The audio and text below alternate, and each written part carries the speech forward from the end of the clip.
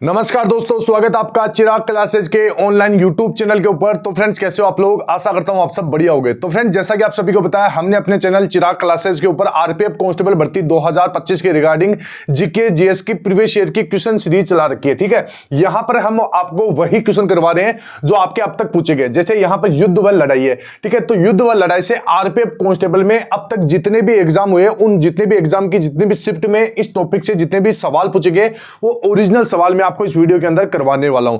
तो आपका एक भी सवाल इस वीडियो से बाहर नहीं जाने वाला, अगर इस टॉपिक का है तो। ठीक है, इसके साथ हम आरपीएफ एसआई के भी सवाल डाल रहे हैं, एलपी के भी सवाल इस वीडियो के अंदर डाल रहे हैं और एसएससी जीडी के भी डाल रहे हैं। एसएससी जीडी के सवाल क्यों डाले? क्योंकि एक तो एक सेम लेवल का एग्जाम है, दूसरी बात इसका एग्जाम एसएससी जीडी का एग्जाम कौन करवाता है? टीसीएस करवाता है। और अब की बार जो आपका आरपीएफ कांस्टेबल का एग्जाम है वो भी टीसीएस करवा रही है। तो टीसीएस अब तक किस प्रकार के सवाल पूछ रहा है इस टॉपिक को लेकर, ठीक है, तो वो भी आपको इस वीडियो के अंदर देखने को मिल जाएंगे। तो इससे क्या होगा, आपकी तैयारी 100% हो जाएगी। ठीक है, तो फ्रेंड्स, इस वीडियो को बनाने में बहुत ज्यादा मेहनत लगी है, तो सबसे पहले इस वीडियो को लाइक कर दे, चैनल को सब्सक्राइब कर दे और बेल आइकन को जरूर प्रेस कीजिएगा, जिससे भर्ती से संबंधित नई नई जानकारी आपको सबसे पहले मिल सके। फ्रेंड्स, इस वीडियो को बनाने में लगभग 5 से 6,000 पेज की पीडीएफ में से एक एक सवालों को, युद्ध व लड़ाई वाले सवालों को छांटना, तो आप सोच सकते हैं कितना चुनौती का काम है। ठीक है, तो इसलिए आपको बोल रहा हूं, इस वीडियो को लाइक और चैनल को सब्सक्राइब कर दे। ठीक है, तो चलिए शुरू करते हैं और एकदम रियल क्वेश्चन में आपको बताता हूं। ठीक है, तो यहां पर आप ध्यान से देख सकते हैं, हमने अब तक ये सारी वीडियो कंप्लीट कर ली है इस सीरीज के तहत। जैसे मौलिक अधिकार व कर्तव्य, हर शिफ्ट में 2 से 3 सवाल, त्योहार व उत्सव से 2 सवाल, प्रमुख आंदोलन से 2 सवाल, अनुच्छेद से आपके 2 से 3 सवाल, जनगणना से आपके 2 सवाल, पंचवर्षीय योजना से 2 सवाल, लोक नृत्य से आपका 1 सवाल। ठीक है, लोक नृत्य से भी आपका 2 सवाल पूछा गया है। ठीक है, पुस्तक व लेखक से 1 सवाल, भारत की नदियों से 2 सवाल। ठीक है, तो यहां पर सारा टॉपिक अगर आप देख लेते हो, क्योंकि इनके अंदर हमने वही सवाल करवाए जो अब तक आरपीएफ कांस्टेबल में पूछे गए। ठीक है, तो इससे बाहर आपका एक भी सवाल नहीं जाएगा। इनका मैंने प्लेलिस्ट बना दिया, चैनल पर जाके आप देख सकते हैं। ठीक है, और वीडियो शेयर कीजिए ज्यादा से ज्यादा। तो साथ के साथ आपको स्क्रीनशॉट लेते रहना है और हम शुरुआत करते हैं इसकी। श्रीरंगपट्टनम में चतुर्थ आंग्ल मैसूर युद्ध में कौन मारा गया? ठीक है, श्रीरंगपट्टनम में चतुर्थ आंग्ल मैसूर युद्ध में कौन मारा गया? तो टीपू सुल्तान मारा गया। कौन मारा गया? टीपू सुल्तान। ध्यान रखना, साथ के साथ स्क्रीनशॉट लेते रहिए, सवाल आपको हिंदी और इंग्लिश दोनों में देखने को मिलेंगे। ठीक है, द्वितीय विश्व युद्ध में अपने पक्ष में पूर्ण भारतीय सहयोग प्राप्त करने के लिए ब्रिटिश सरकार ने भारत में कौन सा मिशन शुरू किया? तो ध्यान रखना, क्रिप्स मिशन यहां पर शुरू किया था। ठीक है, इसके बाद में अगला सवाल आपका, प्रथम विश्व युद्ध के दौरान प्रथम विश्व युद्ध किस वर्ष में हुआ था? तो 1914 के अंदर प्रथम विश्व युद्ध हुआ था। ठीक है, इसके बाद में प्लासी का युद्ध, ठीक है, कब लड़ा गया? तो 1757 में। तो अब बताइए आपको प्लासी का युद्ध ये किन किन के मध्य लड़ा गया था, ये कमेंट बॉक्स में आपको बताना है। ठीक है, इसके बाद में 1761 में किस युद्ध में हार के बाद मराठों का दिल्ली पर शासन करने का सपना टूट गया? तो ध्यान रखना, पानीपत की तीसरी लड़ाई। ठीक है, इसके बाद में अगला सवाल देखते हैं, गंडामक की संधि किस युद्ध से संबंधित है? तो ध्यान रखना, द्वितीय एंग्लो अफगान युद्ध। ठीक है, इसके बाद में अगला सवाल देखते हैं। अभी आगे बढ़ने से पहले मैं छोटी सी जानकारी दे देता हूं। फ्रेंड्स, आप चाहे किसी भी एग्जाम की तैयारी करें, गवर्नमेंट जॉब, ठीक है, तो उसमें आपको सिलेक्शन लेने के लिए सबसे ज्यादा आपको मॉक टेस्ट लगाना पड़ेगा, प्रीवियस ईयर का पेपर लगाना पड़ेगा। आप देखिए आपके आसपास में जो सिलेक्शन लेता है वो क्या मॉक टेस्ट नहीं लगाता? लगाता है। वो टेस्ट सीरीज भी लगाता है, वो प्रीवियस ईयर के क्वेश्चन भी लगाता है, वो छोटे छोटे क्विज भी लगाता है। ठीक है, तो अगर आप कोई भी गवर्नमेंट जॉब में अपना सिलेक्शन लेना चाहते हो तो आपको भी मॉक टेस्ट लगाना पड़ेगा, क्योंकि इससे आपको पता चलता है कि भाई किस एग्जाम में कितने सब्जेक्ट होते हैं, उन सब्जेक्ट से कितने सवाल होते हैं, उन सवालों का क्या लेवल होता है, कितनी नेगेटिव मार्किंग होती है, किस मिस्टेक की वजह से आपका सिलेक्शन नहीं हो रहा, वो यहीं पर आपको पता चल जाएगा। ठीक है, तो अगर आप भी टेस्ट सीरीज परचेज करना चाहते हैं तो मैं यहां पर आपको रिकमेंड करूंगा टेस्ट बुक का टेस्ट सीरीज। अभी यहां पर इनका एक सीजन सेल चल रहा है, नमो महोत्सव इनका सेल चल रहा है। इस सेल के तहत ये आपका 26 से 28 फरवरी तक चलेगा। इसमें जो 1 साल का पास प्रो 351 में मिल रहा है और जो 1 साल का पास प्रो मैक्स है जो आपको 439 में मिल रहा है। और ये आज के बाद में, ये अभी ऑफर के तहत आपको मिल रहा है। इसके बाद में ये 700 रुपए और ये आपका कितना 1200 रुपए में हो जाएगा। ठीक है, तो अभी परचेज कीजिए और अगर आप हमारा कूपन कोड चिराग यूज करते हैं तो 12% की छूट भी मिलेगी। ठीक है, तो जाइए तैयारी कीजिए। अभी यहां पर इनसे इस जो टेस्ट सीरीज है इसको परचेज करने से आपको क्या क्या फायदा मिलेगा? तो जैसे आप मान लीजिए ग्रुप डी की तैयारी करें, ठीक है, तो ग्रुप डी में जैसे आपने पास प्रो मैक्स लिया 1 साल के लिए, ठीक है, तो इसमें आप 1,00,000 50,000 प्लस मॉक टेस्ट लगा सकते हैं। ठीक है, एआई के साथ सॉल्यूशन मिलेगा, इसके साथ प्रीवियस ईयर के पेपर मिल जाएंगे, स्टडी नोट्स मिलेंगे, आपको नोट्स नहीं बनाना। ठीक है, और मैं आपको यहां पर दिखा देता हूं, लाइव क्लासेस मिल जाएंगी, टेस्ट मिल जाएंगे, प्रैक्टिस मिल जाएंगे, प्रैक्टिस सेट मिल जाएगी, तो सारा कुछ आपको यहीं से मिल जाएगा। ठीक है, तो इसका लिंक मैंने आपको डिस्क्रिप्शन बॉक्स में दे रखा है। लगभग 800 अलग अलग एग्जाम की तैयारी कर सकते हो। ठीक है, 27 लाख से ज्यादा एक्टिव यूजर भी है और 12 प्लस भाषाओं में ये आपको अवेलेबल हो जाएगा। तो लिंक आपको डिस्क्रिप्शन बॉक्स में मिल जाएगा, वहां से जाइए, परचेज कीजिए, अपनी तैयारी को और भी ज्यादा बेहतर बनाइए। ठीक है, अभी आगे बढ़ते हैं। किस युद्ध के कारण बंगाल पर अंग्रेजों का शासन स्थापित हुआ? तो ध्यान रखना, प्लासी के युद्ध के दौरान। ठीक है, इसके बाद में आगे बढ़ते हैं। मुगलों के खिलाफ हल्दी घाटी का युद्ध किसने लड़ा था? तो महाराणा प्रताप ने लड़ा था। ठीक है, इसके बाद में आगे बढ़ते हैं।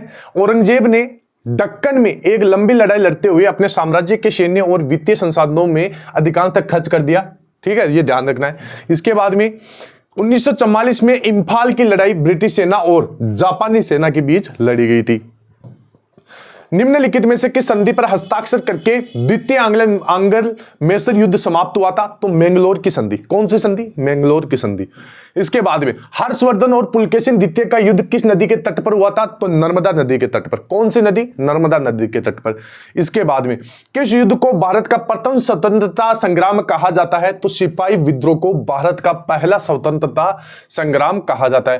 प्लासी का युद्ध कब हुआ था? तो 1757 हुआ था। ये आरपीएफ का फेवरेट सवाल है, ध्यान रखना।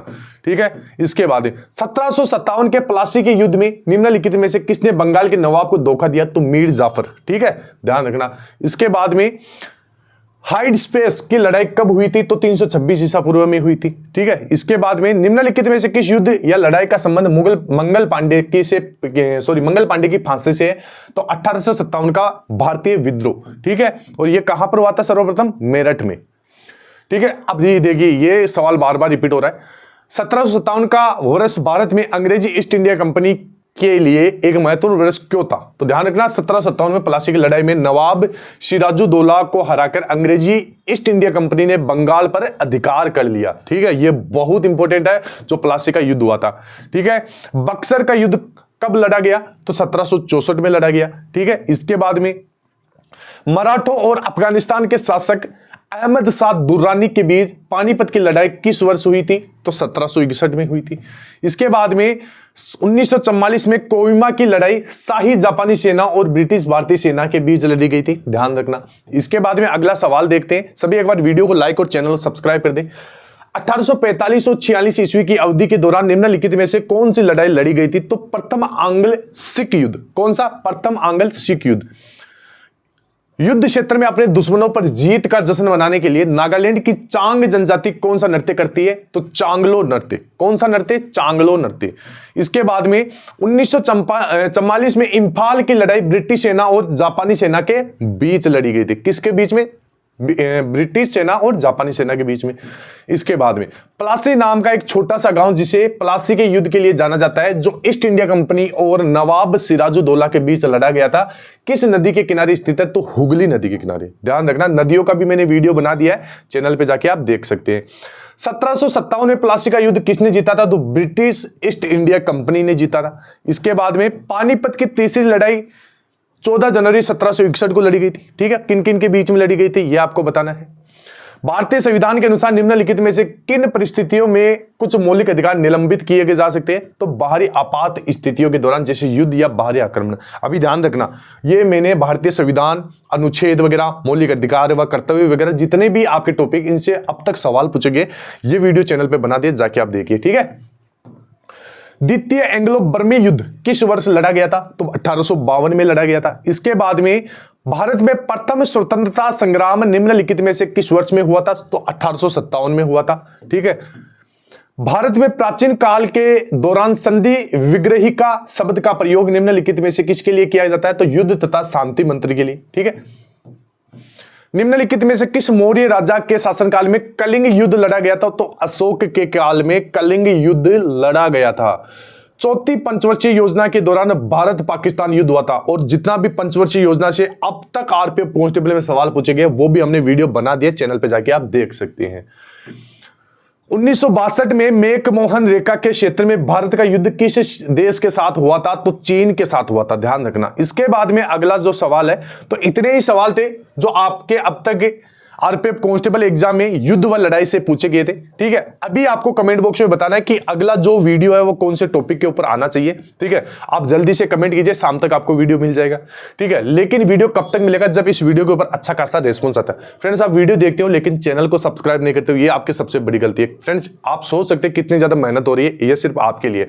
और उन कैंडिडेट से पूछिए जो 2025 का एसएससी जीडी का एग्जाम दिए थे और हमारी टेस्ट सीरीज देख के गए थे, लगभग 16-17 क्वेश्चन जीके के अंदर सही करके आए थे।